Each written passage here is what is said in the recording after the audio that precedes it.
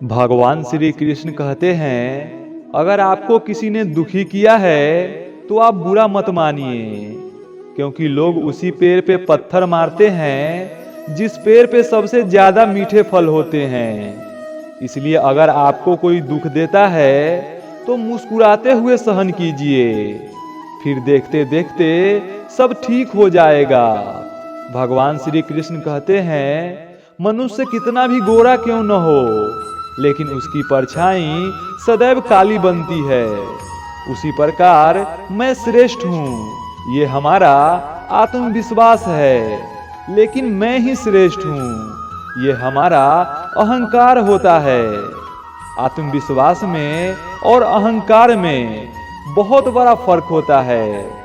जिस इंसान के पास आत्मविश्वास होता है वो बड़े से बड़े कार्य को बहुत ही आसानी से कर लेता है, लेकिन जिसके पास अहंकार होता है वो सरल कार्य में भी असफल हो जाता है, और अहंकारी व्यक्ति कभी आगे नहीं निकल पाता।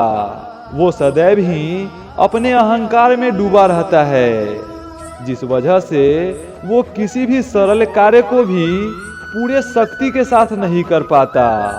अगर आपके हृदय में भी अहंकार है तो उसे तुरंत बाहर कीजिए, वरना ये आपको अंदर ही अंदर खोखला कर देगा। भगवान श्री कृष्ण कहते हैं, अगर इच्छा पूरी नहीं होती तो क्रोध बढ़ता है, और अगर इच्छा पूरी हो जाती है तो इंसान का लोभ बढ़ता है। इसलिए जीवन के हर परिस्थिति में धैर्य बनाए रखिए। जो इंसान कर्म के साथ धैर्य रखता है वो जरूर सफल होता है, लेकिन जो इंसान विकट परिस्थिति में अपना धैर्य खो देता है वो कभी सफल नहीं होता। इसलिए हर परिस्थिति में इंसान को धैर्य के साथ खड़ा होना चाहिए। भगवान श्री कृष्ण कहते हैं, सदैव मीठी वाणी बोलिए, क्योंकि मीठी वाणी एक कुदरत का ऐसा वरदान है जो दुश्मन को भी दोस्त बना देता है। इसलिए सदैव सत्य कर्म कीजिए और मीठी वाणी बोलिए।